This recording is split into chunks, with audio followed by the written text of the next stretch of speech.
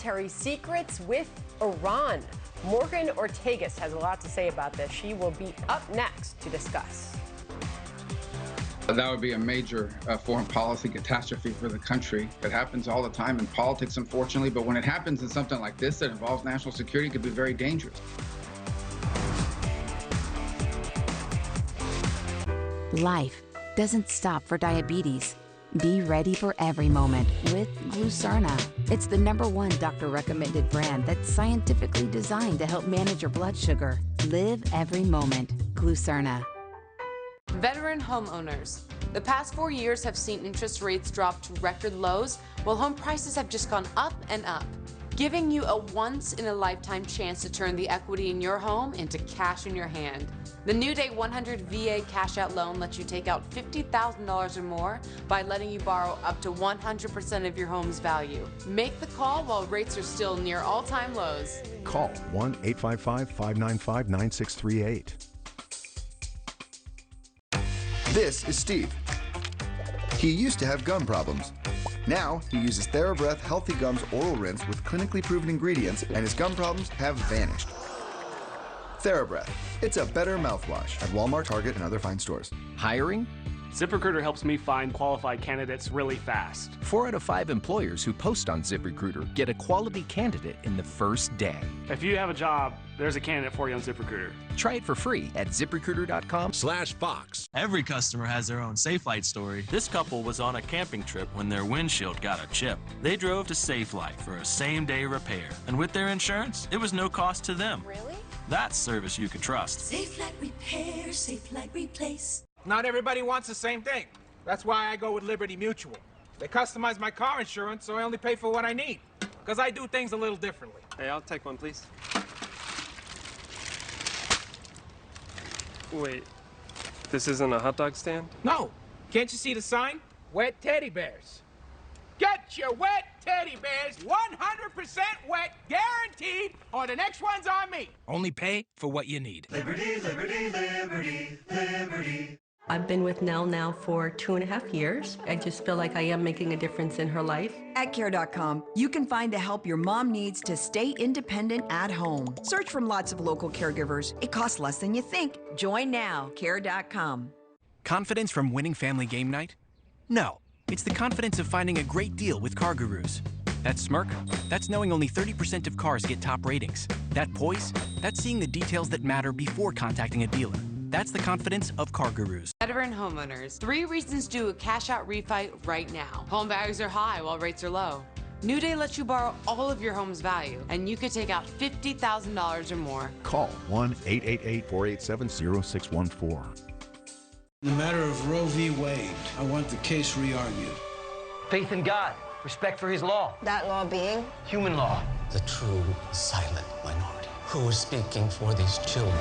Rated PG-13. Now available on iTunes and Amazon. Friends always give it to you straight. This smells like pure politics. This is a huge story. And nobody's talking about it on television. Fox and Friends, weekdays on Fox News Channel. Have you been told you can't get high-speed internet where you live? Well, you can with HughesNet Gen 5. Experience the power of next-generation satellite internet wherever you live. HughesNet Gen 5 is fast. You'll get 25 megabits per second, plus built-in Wi-Fi, and there's no hard data limits. So wherever you live, now you can do more of everything you love online. Connect on social media, stay informed, watch the latest videos, and help your kids get ahead. No wonder HughesNet is America's #1 choice for satellite internet. Act now to save big with our limited time offer. Get free standard installation by calling right now. So what are you waiting for? Get HughesNet Gen 5. To order, call 1-800-743-9610. Be sure to ask about our home phone service too. Call 1-800-743-9610 today. Okay, well, just moments from now, President Biden is set to speak from the White House about his administration's response to the pandemic. We expect him to announce updated guidance for wearing masks outdoors. Just last hour, the CDC announced that it was now safe for fully vaccinated people to go without wearing masks in public in certain situations outside. It's one of the biggest changes or updates in guidance from the CDC since the pandemic began. Dr. Nicole Saphier has much to say about that. She'll be joining us in moments as well. John? Looking forward to that, Sandra. John Kerry denying claims that he told Iran about secret Israeli airstrikes in Syria while serving as Secretary of State. But that isn't stopping some Republicans from calling for his resignation. The red line that was crossed, if this is true, revealing secret information to one of America's most sworn enemies, with the blood of thousands of American military members on its hands, undermining the interests of one of our most important allies, the State of Israel. If this is true, John Kerry needs to go. Former State Department spokesperson Morgan Ortagus joins us now. Morgan, it's always a pleasure to have you on the program. Let's just briefly review this for folks back at home. New York Times article in recent days said, quote, former Secretary of State John Kerry informed him, Javad Zarif, Iran's foreign minister, that Israel had attacked Iranian interests in Syria at least 200 times. To his astonishment, Mr. Zarif said. Kerry said in a tweet, quote, I can tell you this story and these allegations are unequivocally false. This never happened either when I was Secretary of State or since. So what are we to make of all of this? Well, first of all, this information was first reported by the New York Times. So either the New York Times is wrong, Zarif is lying, or John Kerry is lying. I mean, one of the three, or maybe all three in some ways. You know, when you look at this story, we've heard several different explanations from the Biden administration. First, they said that they could not comment on this reportedly leaked audio. Then they sort of changed the story and questioned the veracity of the audio. Meanwhile, the Iranians have confirmed it. They questioned the motives of the leak, but they never said that it didn't happen.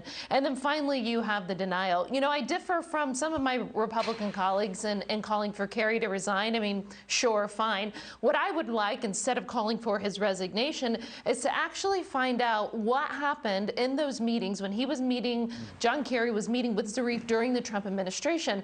No one from the State Department or from the Trump administration that I'm aware of was ever privy to John Kerry's conversations with foreign leaders, and not just any foreign leaders, mind you, the foreign leaders of the world's largest state sponsor of terrorism, probably our largest enemy right now on the planet. So I'd like to know, what was John Kerry talking about during the Trump administration? Can we get a readout of those meetings?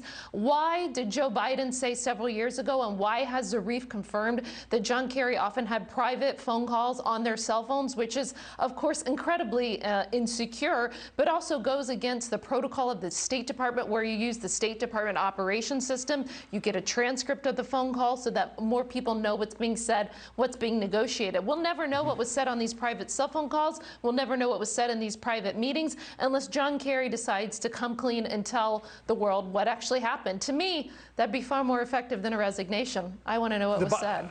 Yeah, the Biden State Department is claiming that this was information that was already out there. However, we don't know the timing of it, so we don't know if it was or if it wasn't. But the Obama administration's chief spinmeister for the Iran nuclear deal, Ben Rhodes, said that talking about things and you know, faux outrage among Republicans for something that was widely known as a classic disinformation campaign to try to launder a lie through sufficient right-wing media outrage to get mainstream attention. But as you mentioned, it was the New York Times that first reported this. In a subsequent article, they said this about the Zarif conversations, and this was an oral history, a 3-hour interview.